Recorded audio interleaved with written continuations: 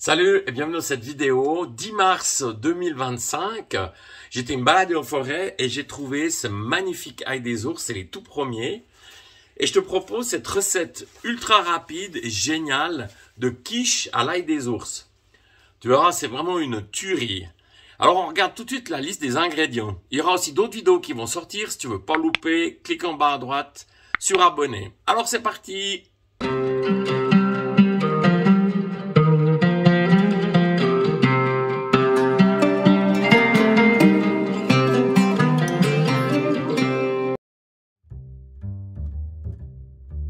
Alors pour cette recette, donc j'ai pris 2 petits poireaux du jardin, un oignon qui vient donc compléter l'oignon. J'ai 3 œufs, j'ai 150 g de gruyère râpée, j'ai 125 g de lard fumé. J'aurais besoin d'un petit peu de crème, j'ai pris ça, et bien évidemment de l'ail des ours. Donc ici je dirais qu'il y a l'équivalent de 3 bonnes poignées, c'est vraiment trop bien.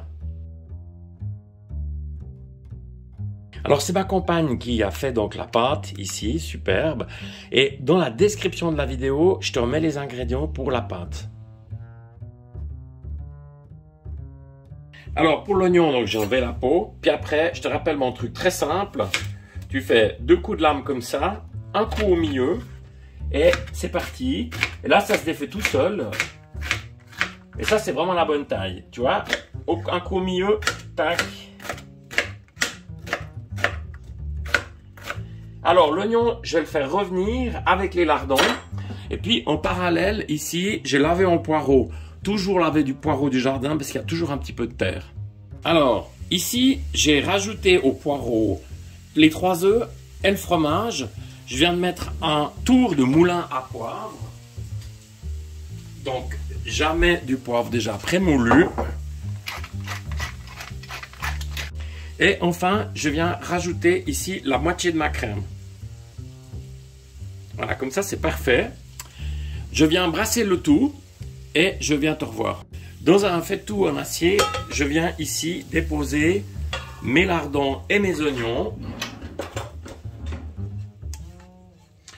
Et je vais couper ici cette ail des ours, élément extraordinaire.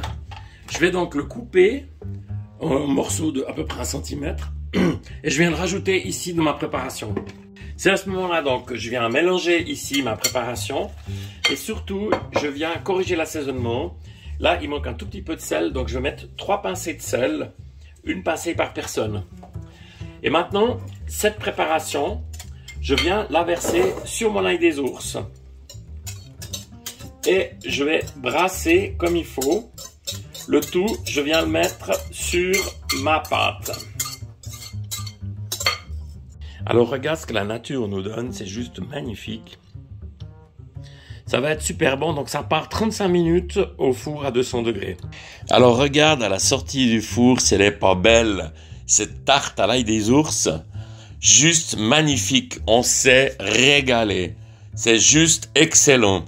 Alors si ça t'a donné toi envie aussi de faire une tarte à l'ail des ours, un petit pouce fait toujours plaisir.